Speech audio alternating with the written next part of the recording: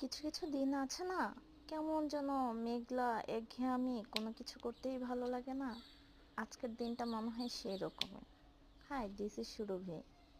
রাশিয়াতে না, উইন্টারের শেষের দিকে আর সামারের শুরুতে, যেটাকে আমরা ফাল্গুন মাস বলি, ওই সময় না বেশ ভালোই কিছুদিন বৃষ্টি হয়, সারাদিন মেঘলা মেঘলা থাকে।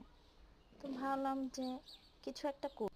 আমার ছোট্ট গোলাপ গাছটায় অনেকগুলো ফুল ফুটেছিল, তো ফুলগুলাকে না কেটে নিলাম, গোলাপ গাছের জন্য ভালো হবে। তো ভাবলাম যে কাঁচা ফুলের জুয়েলারি করি, ইয়াররিংস পরতে খুব ইচ্ছে করছিল। তো যেই বলে সেই কাজ, ইয়াররিংসের জন্য গোলাপগুলো কেটে নিলাম, ইয়াররিংসে ফুলটা গেঁথে নিলাম। ফুলগুলো অনেক শক্ত ছিল, তো জোর করে পুশ করে নিতে হচ্ছিল।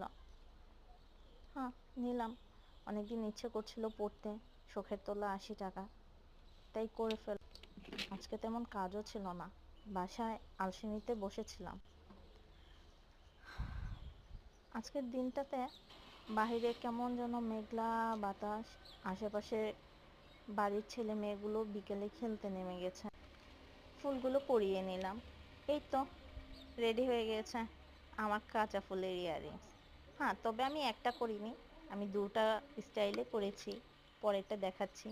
তো ভাবলাম এটা একটু পরেই নিই, দেখি কেমন লাগে কানে পরলে। আর আমার যে কি হয়, কিছুদিন কানে দুল না পরলে, ইয়াররিংস না পরলেই এই তো পরবর্তীতে কানে রিং পরতে, কিছু পরতে এত কষ্ট হয়ে যায়, মনে হয় যেন কানে কোনো ছিদ্রই নেই, কি যে হয়। হ্যাঁ, না, পরে ফেললাম। দেখি কেমন লাগছে, একটু ঢং করে নিই। ওকে, ভালোই সুন্দর লাগছে সাদা গোলাপের সাথে। শাড়ি পরলে ভালো লাগতো, শাড়ি পরার মতো এখন আর এনার্জি লাগছে না সাজুগুজু করার মতো।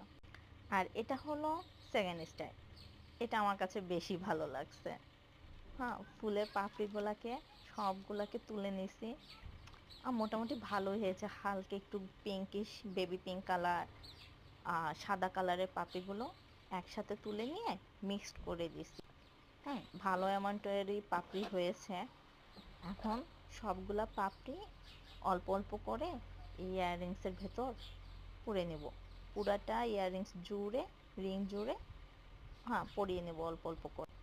অনেকগুলো পাপড়ি ছিঁড়েও যাচ্ছিল, পরাতে একটু কষ্টই হচ্ছে। হ্যাঁ, অল্প অল্প করে করে নিলাম, এই তো। আর এটা হলো ফাইনাল লুক, আমার কাছে এটা সবচেয়ে বেশি ভালো লাগছে। আপনাদের কেমন লাগলো?